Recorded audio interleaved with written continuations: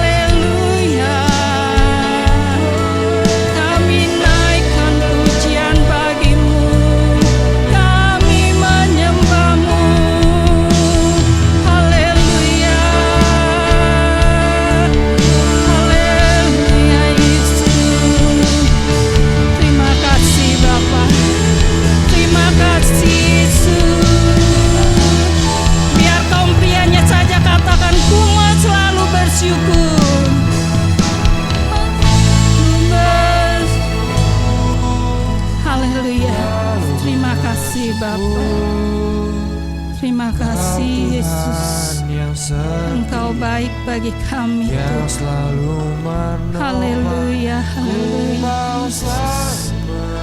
Terima kasih Bapa. Terima kasih Yesus. Haleluya. Haleluya, haleluya. Yang kaum wanita katakan, ku mau bersyukur. Haleluya. Selalu bersyukur, selalu bersyukur. Kau Tuhan yang setia, yang selalu menopang. Ku mau selalu bersyukur, selalu bersyukur. Kau Bapa-Ku yang setia. Sama-sama katakan, ku mau bersyukur. Haleluya. Selalu bersyukur. Kau Tuhan yang setia, yang selalu menolong. Ku mau selalu bersyukur, selalu bersyukur. Kau Bapa-Ku yang setia, ku mau selalu bersyukur. Nanti saya minta Ibu Gembala untuk berdoa. Selalu bersyukur. Kau Tuhan yang setia, yang selalu menolong. Ku mau selalu bersyukur, selalu bersyukur. Kau Bapa-Ku yang setia. Kau Bapa-Ku yang setia. Kau Bapa-Ku yang setia. Kau Bapa-Ku yang setia. Haleluya, haleluya, haleluya. Glory bagi nama-Mu Bapa di surga. Bapa yang kami puji, Bapa yang kami sembah di dalam nama Tuhan Yesus. Kami mau selalu bersyukur kepada-Mu Tuhan, karena kebaikan-Mu melebihi segalanya. Kami tidak dapat membalas semua kebaikan Tuhan yang Tuhan sudah nyatakan dalam hidup kami sampai hari ini. Kami masih bisa bernafas, masih bisa bergerak. Itu semua karena anugerah dan kasih-Mu. Itu sebabnya kami ada di tempat ini. Kami mau kembalikan rasa syukur kami kepada Engkau Allah yang hidup. Karena kami tidak dapat membalas semua apa yang Tuhan buat dalam hidup kami. Namun hari ini kami mau meninggikan dan memuliakan nama-Mu. Kiranya urapan Tuhan tercurah di tempat ini, mengurapi setiap pelayan-pelayan Tuhan yang Engkau percayakan untuk melayani pekerjaan Tuhan yang besar. Tuhan, urapan-Mu turun ke atas song leader, singer, pemain musik, pemain tamborin, bahkan yang menjalankan proyektor. Tuhan, urapan-Mu ada atas mereka. Bahkan urapan yang sama Engkau curahkan bagi hamba-Mu yang akan menyampaikan isi hati Tuhan. Bahkan seluruh sidang jemaat Tuhan yang ada, biar pagi ini ada jamahan Tuhan yang luar biasa, sehingga kami mempersiapkan hati kami benar-benar hanya untuk memuliakan, membesarkan nama Tuhan. Kami percaya Engkau ada bersama kami pada pagi hari ini, dan kami percaya Engkau memberkati kami. Terima kasih Bapa. Kami serahkan ibadah ini dari permulaan, pertengahan sampai akhirnya ke dalam tangan Tuhan. Dan kami buka di dalam satu nama yang ajaib dan berkuasa, yaitu di dalam nama Tuhan Yesus Kristus. Haleluya. Amin.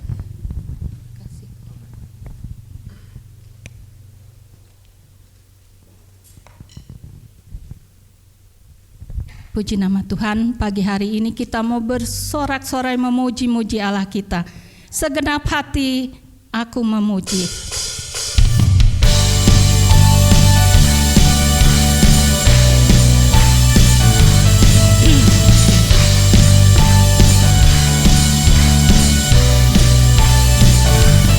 Segenap hati aku memuji, segenap jiwaku bernyanyi.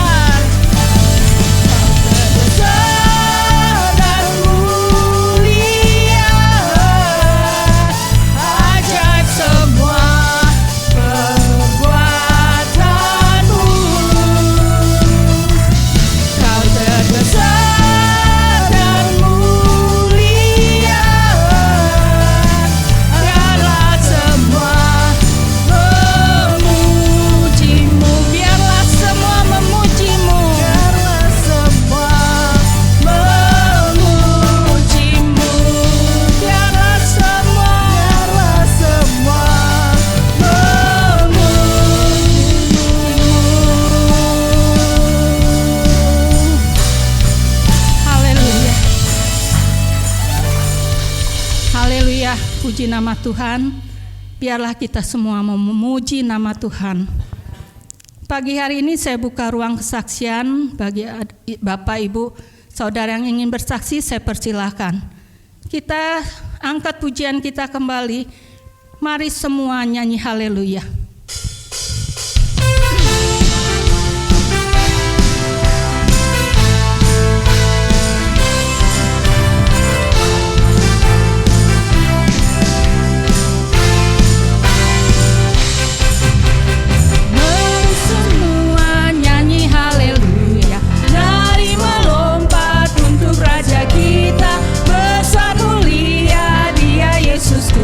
Penebus pembebas kita. Mari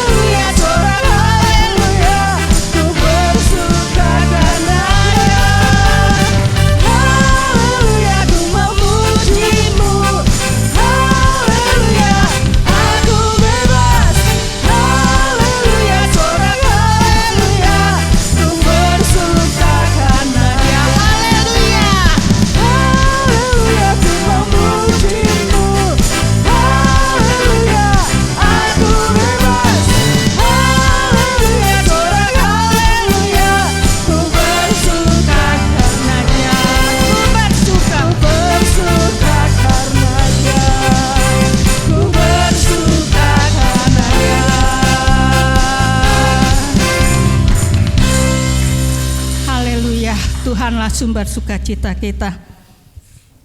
Kita angkat pujian, kita tenang.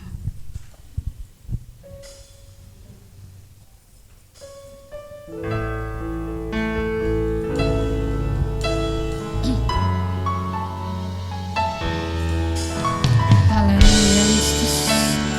Terima kasih Bapa.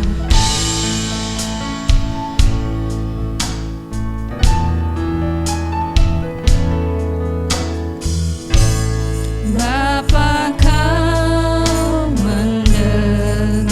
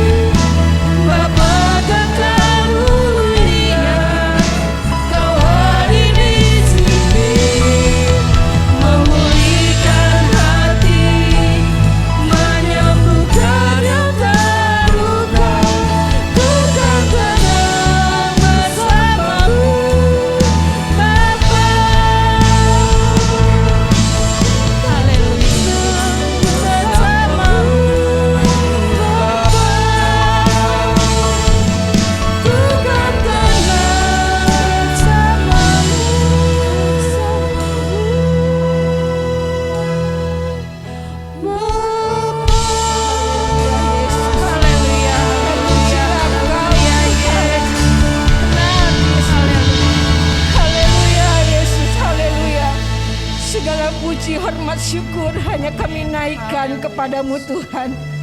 Hanya Engkaulah Allah yang kami sembah. Hanya Engkaulah Yesus yang kami puji Tuhan. Engkau Allah yang sungguh luar biasa dahsyat Tuhan. Kuasa-Mu dulu, sekarang dan sampai selama-lamanya Tuhan. Iya dan amin Tuhan. Terima kasih buat segala kebaikan dan kemurahan-Mu Tuhan, yang sudah Engkau nyatakan dalam kehidupan kami Tuhan. Kami tidak mampu melangkah tanpa Engkau Yesus. Tapi kami ada saat ini semua itu karena kemurahan dan kebaikan-Mu saja Tuhan. Terima kasih Tuhan buat segala kemurahan-Mu dan kebaikan-Mu, anugerah-Mu yang begitu dahsyat buat kami Tuhan. Kami aminkan dan kami terima dengan ucapan syukur kami Tuhan. Terima kasih Tuhan Yesus, Engkau Allah yang sungguh luar biasa dahsyat Tuhan. Kami menerima kuasa-Mu Tuhan. Kami boleh menerima anugerah-Mu yang begitu luar biasa. Kami ada karena Engkau Yesus. Terima kasih Tuhan. Segala pujian yang kami naikkan biarlah itu menjadi dupa yang harum Tuhan. Dan itu boleh menyenangkan hati-Mu Yesus.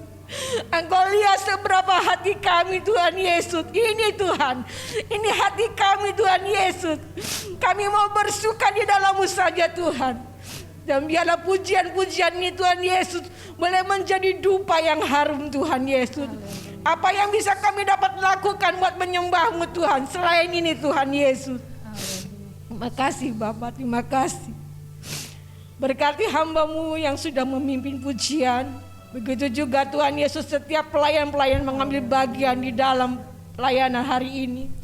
Tuhan tahu apa yang saat ini menjadi kebutuhan dan keperluan mereka Tuhan. Engkau berkati secara khusus. Begitu juga hamba-Mu yang sebentar mewartakan firman-Mu, Tuhan tahu apa yang saat ini menjadi kebutuhan dan keperluannya. Tuhan menolong Tuhan sehingga firman-Mu yang Kau sebentar akan tabur itu menjadi rema dan menjadi kekuatan buat kami semua Tuhan Yesus.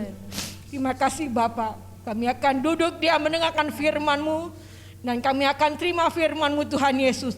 Di dalam nama Tuhan Yesus kami alaskan segala doa ini hanya di dalam-Mu Tuhan. Haleluya Tuhan. Amin. Puji Tuhan, haleluya. Puji Tuhan. Kembali bersyukur kepada Tuhan. Hari ini masih diberikan kesempatan untuk saya melayani firman Tuhan. Dan terima kasih pada Bapak Ibu Gembala boleh memberikan kesempatan lagi untuk saya menyampaikan firman Tuhan. Oke, tidak berlambatan, kita langsung saja masuk ke slide. Pada hari ini saya berikan tema kekayaan di dalam Kristus. Ya, berhubungan dengan tema kita God give us all things ya. Dan Tuhan memberikan berkat-Nya. Segalanya Tuhan berikan. Ngambilnya dari Roma di mana Yesus itu bahkan memberikan nyawanya bagi kita. Allah Bapa memberikan anaknya sendiri supaya kita tidak binasa. Amen. Bahkan katakan kalau dia tidak menyayangkan anaknya sendiri, bagaimana mungkin ia tidak menyediakan segala sesuatu?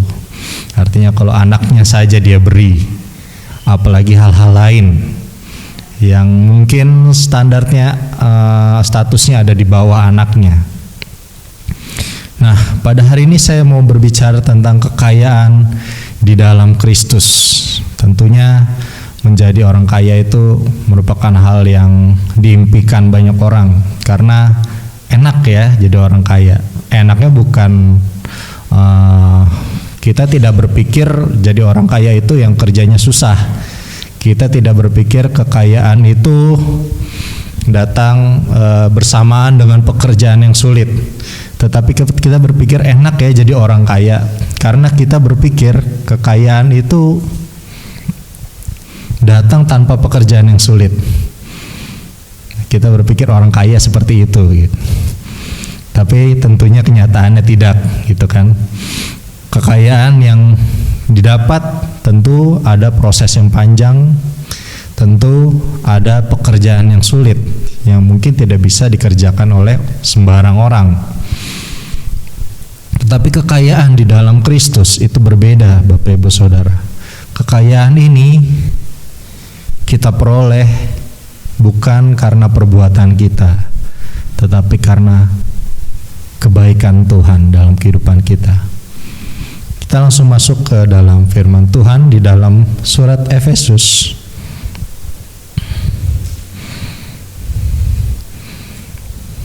Efesus pasalnya yang pertama.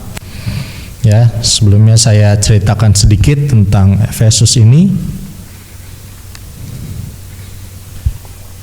Jadi Paulus menuliskan surat pada jemaat di Efesus tentang betapa kita sebagai orang-orang pilihan Allah itu kita memiliki kekayaan rohani yang luar biasa.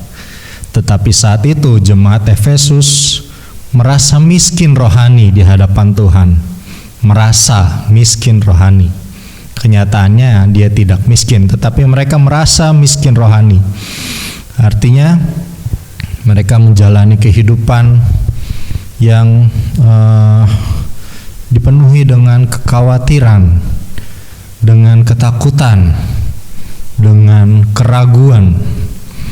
Itu yang dialami oleh jemaat di Efesus. Kalau di dalam ayat yang ke-15 saya baca sedikit kita ya. Efesus pasal yang pertama ayat yang ke-15. Karena itu setelah aku mendengar tentang imanmu dalam Tuhan Yesus dan tentang kasihmu terhadap semua orang kudus, aku pun tidak berhenti mengucap syukur karena kamu, dan aku selalu mengingat kamu dalam doaku. Dari ayat ini kita melihat bahwa jemaat Efesus ini bukannya jemaat yang tidak berohani, saudara. Mereka adalah jemaat yang limpah di dalam kasih. Dan imannya itu kepada Tuhan itu iman yang kuat. Akan tetapi kenapa mereka masih merasa miskin rohani? Artinya tidak yakin. Bahkan di pasal-pasal berikutnya Paulus mau supaya jemaat di Efesus ini tidak terpengaruh dengan keadaan-keadaan yang terjadi saat itu. Betapa Paulus harus masuk penjara, mungkin ada murid-murid lain yang masuk penjara, dan Paulus berharap mereka tidak terpengaruh, tidak imannya menjadi goyah. Nah, ini yang mau kita pelajari pada hari ini. Sebenarnya kekayaan rohani apa yang sebenarnya kita miliki, yang perlu untuk kita sadari, yang perlu untuk kita sadari. Karena seringkali kita juga bertindak seperti orang jemaat yang ada di Efesus. Kita kadang merasa ada ragu, kita khawatir, apalagi dengar berita 2023 gelap, saudara. Mungkin itu sedikit banyak bisa menggoncang perasaan kita, iman kita. Karena itu kalau kita membaca secara keseluruhan kitab Efesus ini, dalam pasal yang pertama Paulus tidak memberikan nasihat, saudara, akan tetapi memberikan penjelasan tentang betapa kita orang yang dipilih Tuhan itu adalah orang yang kaya akan berkat-berkat rohani. Puji Tuhan. Kembali ke slide. Maaf saya nggak pakai alat itu karena dibawa papi pelayanan di sana, jadinya saya manual aja ya. Jemaat di Efesus yang tadi saya sudah jelaskan, berikutnya. Nah, pada ayat yang pertama, dari ayat yang ketiga sampai ayat yang ke-14, kita melihat ada Allah Tritunggal di dalam kekayaan penebusan. Yang pertama itu adalah kekayaan penebusan, saudara. Di dalam penebusan kita itu ada kekayaan yang luar biasa, yaitu kekayaan kasih karunia Allah. Kita yang tidak layak, Tuhan tebus, saudara. Karena itu betapa besarnya, betapa kayanya kasih karunia yang kita terima, Ini adalah suatu pemberian yang luar biasa. Pertama, yaitu bagian Allah memilih dan menentukan. Dalam ayat yang ketiga, kita baca mungkin ayat yang keempat saja, 4 dan kelima, ya. Kita baca bersama-sama setelah hitungan yang ketiga. 1, 2, 3. Sebab di dalam Dia Allah telah memilih kita sebelum dunia dijadikan, supaya kita kudus dan tak bercacat di hadapan-Nya. Dalam kasih Ia telah menentukan kita dari semula oleh Yesus Kristus untuk menjadi anak-anak-Nya, sesuai dengan kerelaan kehendak-Nya. Puji Tuhan. Pada bagian pertama, ini adalah bagian Allah Bapa, mana Allah Bapa memilih kita untuk kita hidup di dalam kekudusan. Ini adalah kehendak Allah dalam kehidupan kita, untuk kita hidup di dalam kekudusan, untuk kita menjadi anak-anak-Nya sesuai dengan kerelaan kehendak-Nya, saudara.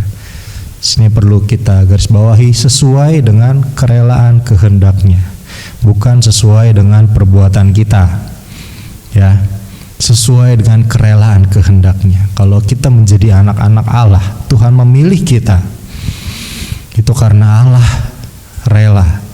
Allah mau kita menjadi anak-anak-Nya yang kudus. Lalu bagian kedua, kembali ke slide. Bagian yang kedua yaitu Yesus.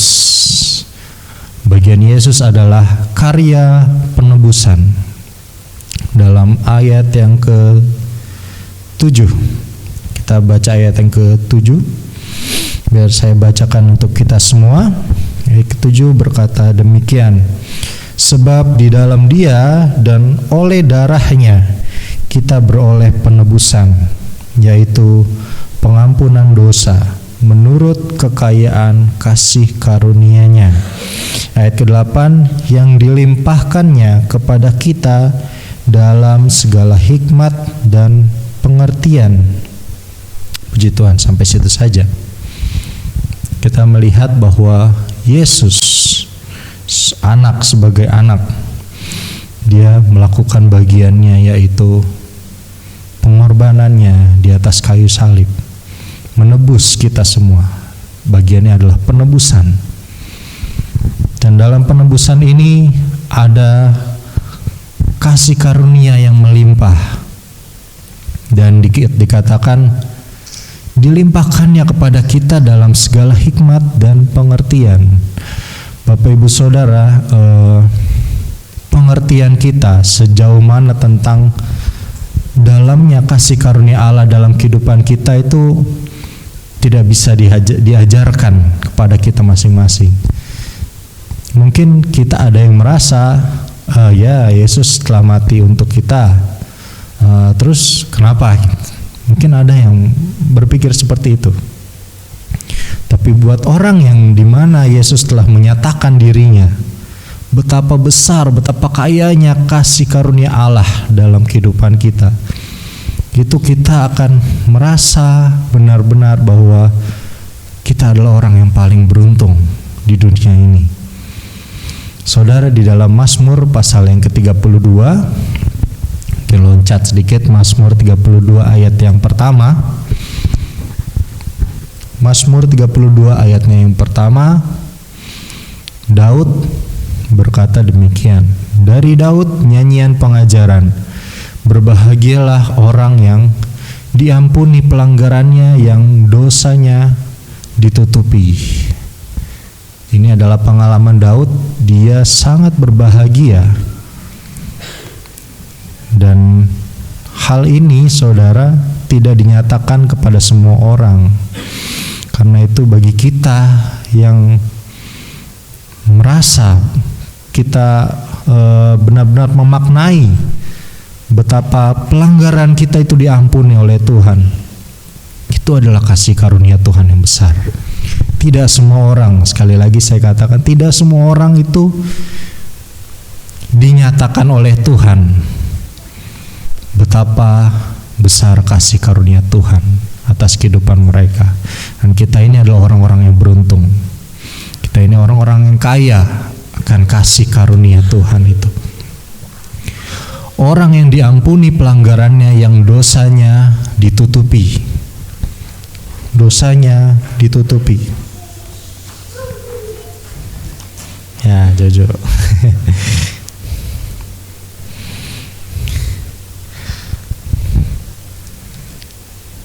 Ya, nanti kita akan membahas ayat ini lebih lanjut. Kita lanjut saja dulu ke Efesus, ke slide saya yang tadi. Bagian yang ketiga adalah Roh Kudus. Dalam Efesus pertama ayat yang ke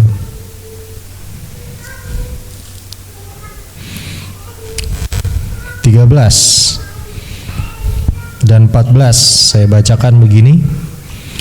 Di dalam Dia kamu juga, karena kamu telah mendengar firman kebenaran, yaitu Injil keselamatanmu. Di dalam Dia kamu juga, ketika kamu percaya, dimeteraikan dengan Roh Kudus yang dijanjikannya itu. Dan Roh Kudus itu adalah jaminan bagi kita sampai kita memperoleh seluruhnya, yaitu penebusan yang menjadikan kita milik Allah untuk memuji kemuliaannya. Saudara, peran Roh Kudus ini tidak kalah penting. Roh Kudus adalah kekayaan kita sebagai umat Kristiani. Katakan, Roh Kudus itu jaminan untuk kita memperoleh semuanya. Tadi saya sudah katakan bahwa pekerjaan Allah itu Allah menjadikan kita miliknya. Pekerjaan Yesus itu adalah penebusan yang mentahirkan kita, menguduskan kita. Tapi tanpa Roh Kudus, saudara, kita tidak bisa mendapat semuanya itu. Artinya Roh Kudus ini memeteraikan kita. Memeteraikan, Roh Kudus itu menandai hidup kita. Ketika kita menjadi percaya, Roh Kudus memeteraikan kita untuk kita menerima semuanya, yaitu penebusan. Dikatakan yaitu penebusan yang menjadikan kita milik Allah. Kita dikuduskan bukan karena perbuatan kita, tapi karena perbuatan Yesus, penebusan Yesus. Dan itu kita bisa dapatkan karena pekerjaan Roh Kudus. Karena itu penting untuk kita dekat dengan Roh Kudus, untuk kita tidak mendukakan hati Roh Kudus, untuk kita tidak melukai Roh Kudus. Dalam Efesus di pasal-pasal berikutnya kita akan bertemu bagaimana Paulus katakan bahwa kita jangan mendukakan Roh Kudus, karena Roh Kudus itu yang memeteraikan hidup kita. Jadi saudara, kalau tiba-tiba kita tidak lagi percaya kepada Yesus, ya keselamatan itu tidak lagi menjadi milik kita, karena Roh Kudus akan undur dari kita. Tapi ketika kita menjadi percaya, katakan, kita menjaga hubungan kita dengan Tuhan, saat itu Roh Kudus memeteraikan kita sampai kita menerima janji itu. Puji Tuhan. Dan setiap pemberian-pemberian dari Allah ini diberikannya kepada kita dengan tujuan supaya kita memuji kemuliaannya. Kalau Bapak Ibu perhatikan di dalam ayat-ayat yang barusan kita baca, di sana di akhir ayatnya dikatakan, misalkan ya, dia dalam ayat yang ke-6, supaya terpujilah kasih karunia-Nya yang mulia yang dikaruniakannya kepada kita di dalam Dia yang dikasihinya. Lalu dalam ayat yang ke-12 dikatakan, supaya kami yang sebelumnya telah menaruh harapan pada Kristus boleh menjadi puji-pujian bagi kemuliaannya.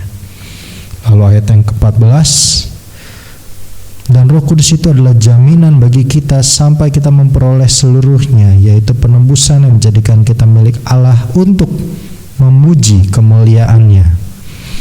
Jadi kita memiliki kekayaan yang luar biasa, dan itu dimaksudkan bukan untuk kita diam dan menikmati saja, tetapi untuk kita memuji kemuliaan Tuhan, memuji kebaikan Tuhan, kasih karunia yang besar dalam kehidupan kita.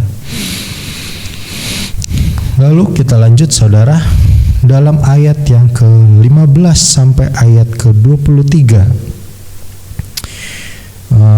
Di sana perikopnya adalah doa untuk pengertian tentang kemuliaan Kristus. Nah, kalau kita membaca dalam ayat yang ke-18 sampai ayat yang ke-19 berkata, mungkin kita akan baca dari ayat yang ke-17 ya, dari ayat ke-17. Efesus 1 ayat yang ke-17 berkata demikian, dan meminta kepada Allah Tuhan kita Yesus Kristus, yaitu Bapa yang mulia itu, supaya Ia memberikan kepadamu roh hikmat dan wahyu untuk mengenal Dia dengan benar, dan supaya Ia menjadikan mata hatimu terang, agar kamu mengerti pengharapan apakah yang terkandung dalam panggilannya, betapa kayanya kemuliaan bagian yang ditentukannya bagi orang-orang kudus, dan betapa hebat kuasanya bagi kita yang percaya sesuai dengan kekuatan kuasanya. Puji Tuhan.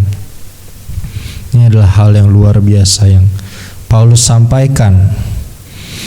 Tapi kita melihat di sini bahwa Paulus tidak berusaha menjelaskan tentang kemuliaan Allah itu seperti apa.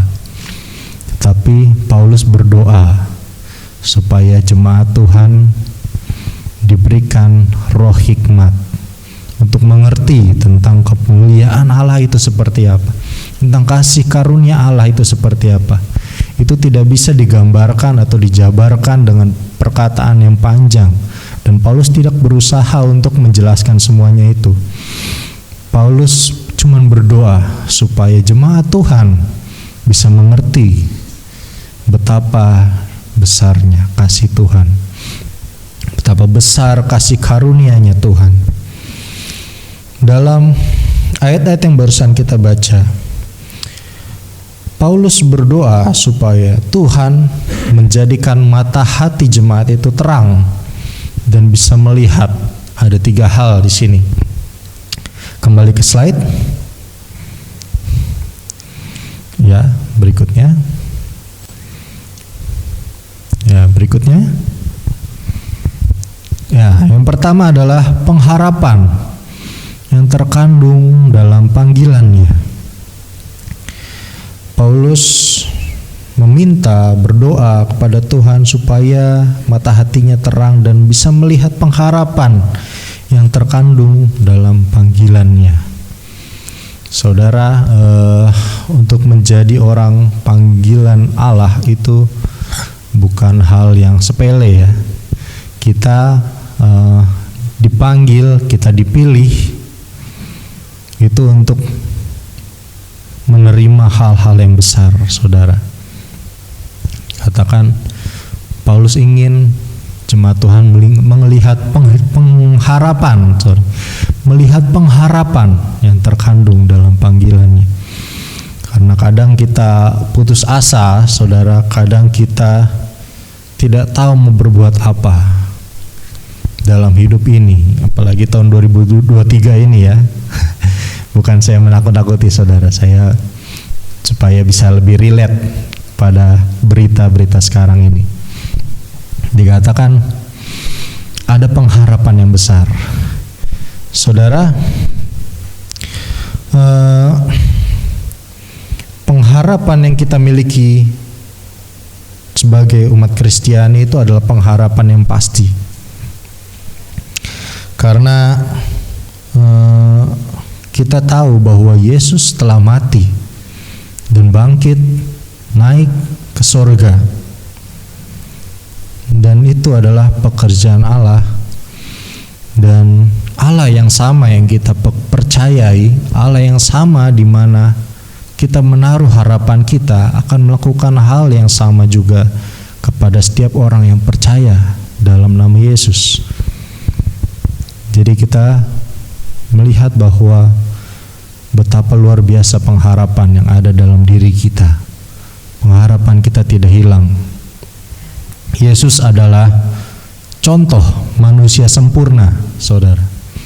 Yesus adalah contoh manusia sempurna, di mana siapa yang percaya kepadanya itu akan mengalami apa yang Yesus alami.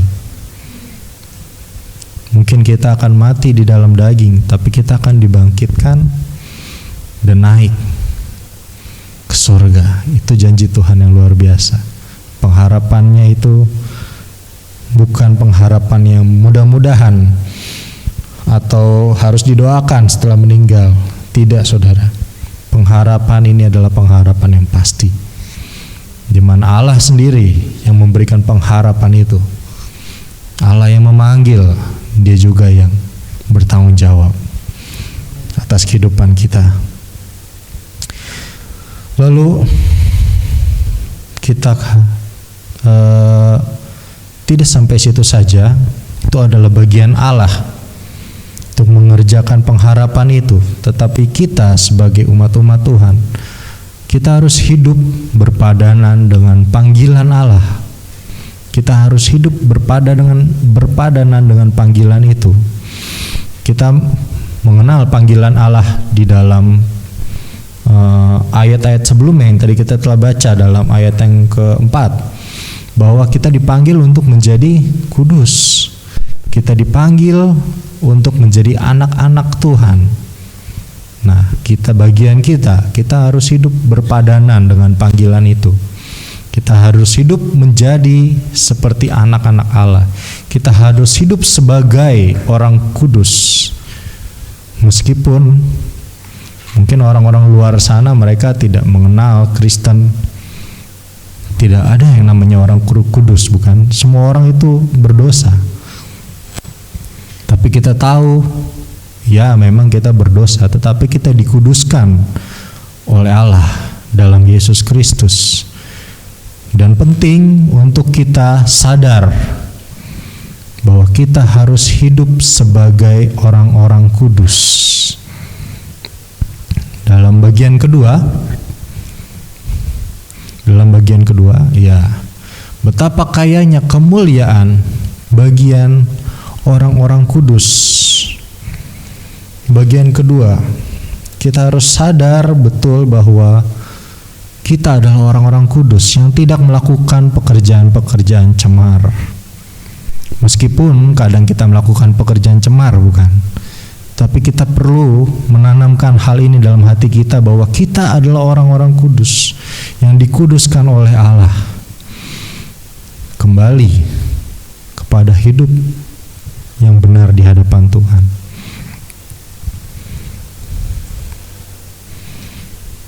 Kita menjadi orang-orang kudus bukan karena perbuatan kita, tetapi karena darah Kristus yang menguduskan hidup kita.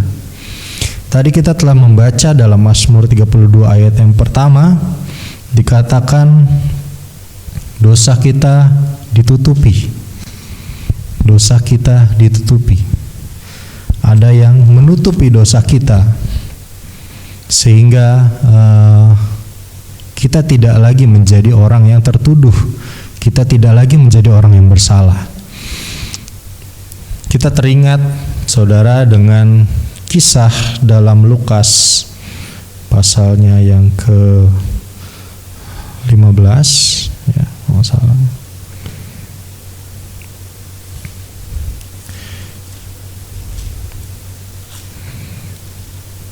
Di mana ya, perumpamaan tentang anak yang hilang. Lukas pasal yang ke-15, kita baca Saya bacakan ayat yang ke-22 saja. Ayat yang ke-22 berkata demikian. Tentang ayah itu ia berkata kepada hamba-hambanya, lekaslah bawa kemari jubah yang terbaik. Pakaikanlah itu kepadanya dan kenakanlah cincin pada jarinya dan sepatu pada kakinya. Perkataan Daud ditutupi kesalahannya. Saya langsung teringat dengan kisah ini di mana Tuhan menutupi segala kebobrokan daripada si anak bungsu ini. Bajunya yang compang-camping, saudara, ditutupi dengan jubah terbaik. Tutupi dengan jubah terbaik. Mungkin anak ini nggak sempat membuka baju compang-camping itu. Tetapi setelah ditutupi jubah itu, maka kita melihat anak ini menjadi orang yang berbeda. Di sana dia bukan orang yang sama lagi. Juga hal ini terjadi dalam perjanjian lama, saudara. Dalam kitab Keluaran pasal yang ke-12, mungkin tidak perlu membaca, kita tahu kisah Paskah pertama. Paskah pertama yaitu di tanah Mesir, ketika Tuhan hendak membunuh setiap anak sulung di tanah Mesir saat itu. Kan tetapi umat Israel, umat Tuhan, tidak mengalami kematian anak sulung. Karena apa, saudara? Karena ada tanda darah di pintu dan di ambang pintu. Jadi orang Israel semalam sebelum peristiwa itu terjadi harus mengoleskan darah anak domba yang tidak bercela, dikurung selama 14 hari, disimpan, dan berbagai macam peraturannya yang Tuhan berikan. Kita melihat ini, darah itu membuat orang Israel tidak jadi dihukum, tidak dihukum. Karena darah itu berbicara tentang kasih karunia Tuhan, pengorbanan Yesus yang kita terima, supaya kita tidak lagi menjadi orang-orang hukuman, tetapi kita adalah orang yang dibenarkan, orang yang kudus. Dan inilah kekayaan kasih karunia yang luar biasa yang kita terima di dalam Yesus. Lalu berikutnya, Bapak Ibu Saudara, ya berikutnya, next. Nah, bagian ketiga adalah betapa hebatnya kuasanya bagi kita yang percaya. Betapa hebat kuasanya bagi kita yang percaya. Kata kuasa ini juga mengandung kata dunamis yang artinya ada ledakan-ledakan atau ada tenaga, power yang besar, saudara. Power yang besar yang dimiliki oleh orang percaya dalam kekuatan Roh Kudus dalam kehidupan kita. Dan Paulus berdoa supaya kita juga mengerti akan hal ini. Jangan lagi kita hidup seperti orang yang gak ada power, orang yang gak ada kuasa. Tapi Paulus berdoa supaya jemaat Tuhan juga mengerti tentang bagaimana kita itu memiliki kuasa yang Tuhan berikan melalui Roh Kudus. Dikatakan, saudara, kalau dalam bahasa Inggris itu betapa hebat kuasanya bagi kita yang percaya itu dalam terjemahan NIV, and His incomparably great power for us. Incomparably great power for us. Artinya adalah kekuatan yang hebat yang tidak ada tandingannya, tidak bisa dibandingkan dengan apapun. Kekuatan ini dikatakan dalam ayat yang ke-20, kita lanjutkan Dalam ayat 19 tadi kita telah baca betapa hebat kuasanya bagi kita yang percaya sesuai dengan kekuatan kuasanya. Ayat yang ke-20, yang dikerjakannya di dalam Kristus dengan membangkitkan dia dari antara orang mati dan mendudukkan dia di sebelah kanannya di sorga. Jadi kekuatan ini saudara, kekuatan ini yang membangkitkan Yesus. Kekuatan ini juga yang mendudukkan Yesus di sebelah kanan Allah Bapa di sorga. Ini adalah kekuatan Roh Kudus yang juga ada di dalam diri Bapak Ibu Saudara semua. Ini berbicara tentang kekuatan, power. Disebutkan dikerjakan di dalam Kristus dengan membangkitkan dia. Power ini membangkitkan Kristus. Artinya power ini berkuasa atas tubuh kita, berkuasa atas sakit penyakit. Bahkan hal yang mati bisa dibangkitkan. Power ini juga yang dialami di zaman Yeskiel, di mana tulang-tulang itu dihidupkan kembali. Power ini juga yang terjadi atas kehidupan Petrus dan rasul-rasul, di mana mereka menerima kepenuhan Roh Kudus dan mereka bersaksi dan tidak takut dengan yang namanya ancaman kematian. Power ini juga yang ada dalam diri kita. Dan saudara, power ini tidak dapat dibandingkan. Tidak dapat dibandingkan dengan apapun. Dalam perjanjian lama kita tahu Daniel menerima roh yang luar biasa, sehingga semua orang-orang pintar saat itu tidak ada yang bisa menyamai Daniel.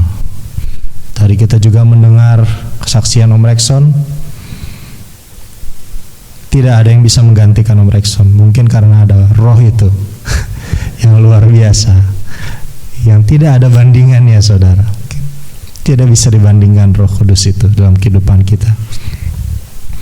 Dan roh ini bekerja baik dalam tubuh kita, dalam kehidupan kita di bumi. Bahkan dikatakan dia mengangkat Yesus sampai ke sorga. Artinya roh ini berkuasa baik di bumi maupun di sorga. Tidak ada yang bisa menandingi, tidak ada tandingannya, yang sejajar aja nggak ada saudara. Karena itu untuk apa lagi kita merasa ragu? Kenapa kita masih merasa ragu tentang kuasa Tuhan? Ini yang Paulus usahakan untuk jemaat Tuhan itu mengerti betapa besarnya kuasa Tuhan yang luar biasa yang mereka telah terima, tetapi mereka merasa miskin rohani. Saya harap kita di sini boleh dibangkitkan kembali iman kita, amin. Jangan lagi kita merasa miskin rohani, kita merasa takut, kita merasa Tuhan tuh nggak berkuasa. Jangan saudara, karena Tuhan itu berkuasa dan kuasanya itu besar sekali. Tidak ada bandingannya, tidak ada kuasa yang bahkan menyamai, tidak ada. Tidak ada tandingannya. Saudara, saya telah menjabarkan betapa berkat-berkat itu, kuasa yang besar itu ada dalam diri kita sebagai orang percaya, dan kita telah nikmati kasih karunia yang luar biasa melimpah, kuasa yang luar biasa dalam kehidupan kita yang tidak dimiliki mungkin oleh orang lain, karena kita adalah umat pilihan Tuhan juga. Saudara, kehidupan umat Kristiani adalah kehidupan yang luar biasa. Seharusnya kita mensyukuri itu. Dalam awal ibadah dinyanyikan, ku mau selalu bersyukur. Bersyukur karena segala kebaikan Tuhan yang tidak dapat kita balas. Terkadang kita berusaha membalas, terkadang kita berusaha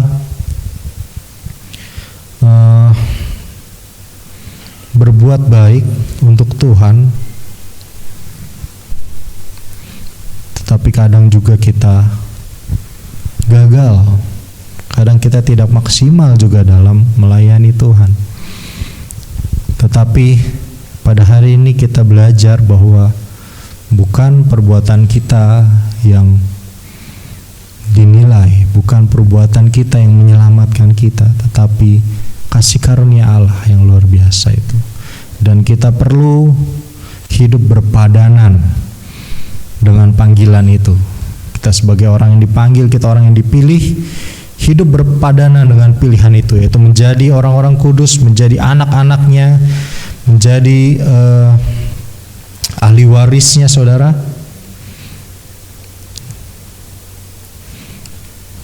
Lalu kita tahu bahwa dalam Efesus, kitab Efesus ini, dia tidak berhenti di pasal 1 dan pasal 2 saja, saudara. Ada banyak pasal-pasal yang lain yang ditulis di dalam surat Efesus. Memang pada pasal 1 kita melihat betapa kayanya Tuhan menganugerahi dalam kehidupan kita. Namun pasal-pasal berikutnya yang Paulus berikan, yang Paulus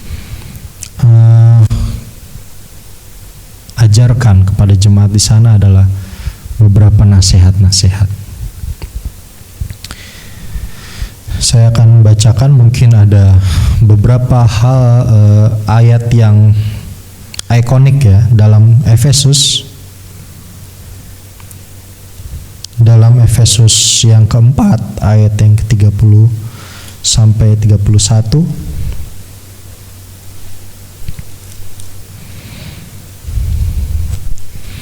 Efesus 4 ayat 30 sampai 31. Dan janganlah kamu mendukakan Roh Kudus Allah yang telah memeteraikan kamu menjelang hari penyelamatan. Segala kepahitan, kegeraman, kemarahan, pertikaian dan fitnah hendaklah dibuang dari antara kamu. Demikian pula segala kejahatan. Ini yang Tuhan rindukan dalam kehidupan kita, untuk kita jangan mendukakan Roh Kudus Allah yang telah memeteraikan kita, yang telah kita bahas tadi di awal. Lalu dalam Efesus pasal yang ke-6 ayat yang ke-10 dikatakan, akhirnya, ini seperti kata-kata kesimpulan saudara, akhirnya hendaklah kamu kuat di dalam Tuhan, di dalam kekuatan kuasa-Nya. Amin. Jadi segala berkat yang kita terima tadi itu harus kita pertahankan, dan kita harus kuat di dalam Tuhan. Jangan sampai kita kehilangan berkat-berkat itu. Berkat itu harus diperjuangkan saudara di dalam Tuhan. Hendaklah kamu kuat di dalam Tuhan, di dalam kekuatan kuasa-Nya. Ayat-ayat berikutnya saya yakin kita semua sudah mengerti, mengenal bahwa kenakan seluruh perlengkapan senjata Allah, firman Allah, topeng keselamatan, pedang roh. Mungkin saya tidak perlu menjabarkan itu lebih lagi, kita sudah sering mendengar ini. Tapi kita harus mempertahankan berkat-berkat itu untuk kita terus miliki dalam hati kita.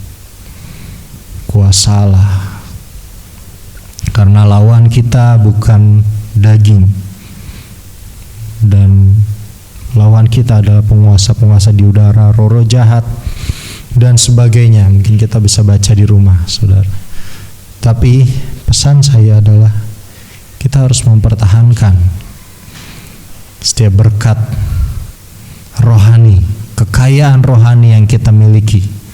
Kekayaan ini harus kita pertahankan dengan menjaganya, menjaga hidup kita sesuai dengan firman Allah, berpadanan dengan panggilan Allah dalam kehidupan kita. Puji Tuhan. Saya undang main musik maju ke depan.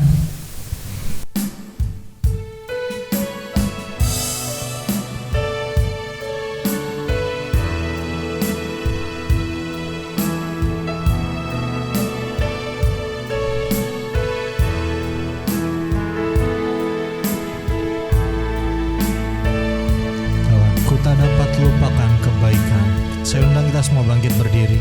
Tak dapat lupakan